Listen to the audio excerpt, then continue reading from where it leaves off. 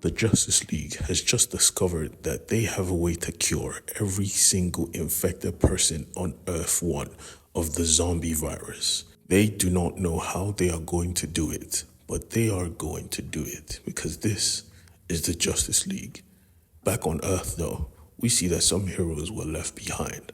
Heroes like Arsenal were kept in charge of some groups of survivors, and he was doing his job properly because when he sensed the zombie herd approaching, he quickly made his move to notify his group of travelers so they can move and survive. But he never forgot to assure the survivors that everything was going to be okay, which was the first thing he should never have done, because in a situation like this, being real could save someone's life. And he was promising them fairy tales. There is no sure, there is no they will survive. This world was hell on earth. And Roy Harper was burning in this hell because fire rained down fire on top of his head, torching him in a second. The hero that promised everyone they will be okay was dead, burnt to a crisp by another hero possessed by the zombie virus. But all hope was not yet lost because just as one hero dies, another appears. John Constantine and the heroes, or rather the Justice League of the Dark, came through to save everyone here. For those of you new to the Justice League space, the Justice League of the Dark are a group of heroes powered basically on magic and basically the outsiders of the Justice League. So they have fighters like the Blue Devil, a demon with apparently a good conscience and a soul. They also have people like Ragman, the vigilante that is completely covered in rags, whose rags are attracted to evil people so he can absorb their souls. We have Detective Chimp, who's basically a super smart detective. We have Ravager, Deathstroke, the female version, and we have our boy Red Hood. God, I love Red Hood. We see that the leader of this team is John Constantine, who for some reason reminds me of Batman himself because he always has a contingency plan for every situation. He's literally like Batman. And surprisingly, he's also a good leader, sending Zatanna to take care of Fire. And Zatanna wasted no time, instantly looking and gaining Fire's attention, only to pull her through and turn off her Fire. At this height, Fire had no choice but to drop straight down into the side of a building, going splat. Surprised that there's still heroes on this planet, the little girl decided to ask Constantine his name. But before he could tell her, he was surprised by freaking Swamp Thing.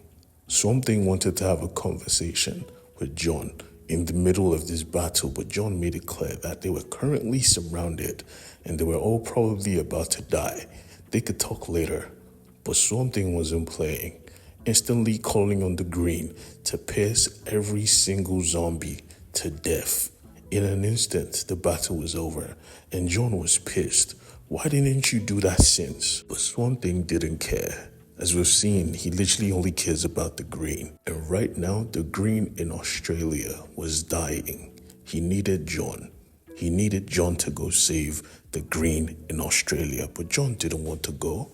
Australia is a dangerous place, and Swamp Thing was really not the best of friends with him at this moment. But Swamp Thing made it clear at this moment he didn't care, telling John to shut the fuck up. Everyone was surprised because Swamp Thing doesn't swear. He never swears, so they knew that this was serious. Swamp Thing then made it clear that there were a group of survivors in the green, and if John wanted to save them, he would help save the green. So John had no choice, sending half of his teammates to protect the survivors and another half to follow him. We see Red Hood and Ravager take the other survivors back to Ivy's haven in Gotham, who is currently led by Ivy herself and her woman, Harley Quinn. When Harley Quinn didn't see the rest, she assumed that they all died, but thankfully Ravager made it clear that they all just went to Australia to save some people. We see that in this city made of the green, it was also protected by magic. The Tower of Fate made its home here, fortifying the green in Gotham. But before anyone could rest, something was coming. Ivy sensed it because she controlled the green. She called to Mary and Dr. Fate, telling them that someone was coming at high speeds. so they got ready for battle. Mary changed into her godly form, and Doctor Strange wore his helmet, stepping out of the city only to be greeted by their friends, and their friends were hurt. If you remember from the first video, Green Canary wanted to kill Wonder Woman on the spot for infecting Oliver, only to be stopped by Superboy because of the cure. Or should I call him Superman? But the weapon of choice was the Godkiller, a blade forged to kill Superman. At this moment, he was dying, but Doctor Strange was a magic user. He was going to save Superman. We also see the fate of the rest of the heroes from Earth 2. Batman had gotten to the Haven, only to be surprised by his brother and his sister, Jason and Cassandra. The last living members of the Bat family were alive. They had visibly aged. Cassandra was now a woman and Jason just looked older.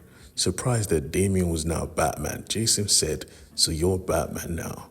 And Damian felt a little bit shy, saying Bruce wanted me to be Batman. Jason smiled at his little brother, saying, "Bruce made a lot of wrong choices, but this was the right one." They both embraced each other. Two Bat brothers who used to fight all the time were now happy because they were together. But something was wrong. Ivy sensed it, and everyone did as well. An infected was in their city, and Ivy was not going to have it, even if he was behind a construct. But Green Canary was not leaving her man, never again. So she decided to leave with her man rather than leave him behind. Everyone called to her saying she's being stupid. He's already dead.